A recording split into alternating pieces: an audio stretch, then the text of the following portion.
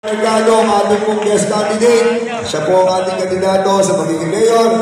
At ating din pong palakpakan, si Congresswoman Ann Matibag. Palakpakan din natin. At syempre po ay ang aking pagpapasalamat ay sa inyo pong lahat. Yung ating pong mga leaders dito po sa ating pong bayan ng San Pedro. Palakpakan natin ang ating mga sarili! At syempre po, yung ating maraming mga kapitan na narito, mga kagawad, mga SK, kasama rin po natin sila. Palakpakan po natin sila! At syempre po, ito ang bida! Natin, kasama natin si Way. Wala na si Way, yung dalawang yan eh. Pero ayos lang, buhay pa naman yung isa. Hindi ko lang alam kung hanggang kailan yung isang yun. Anyway, Una-una.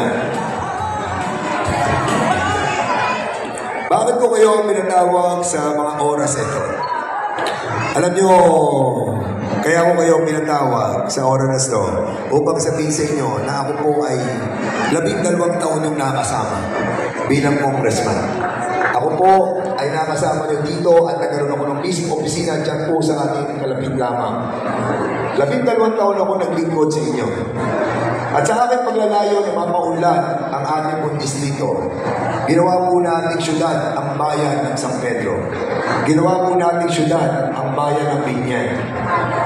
Ang Santa Rosa, Vice Governor ako, ginawa nating syudad.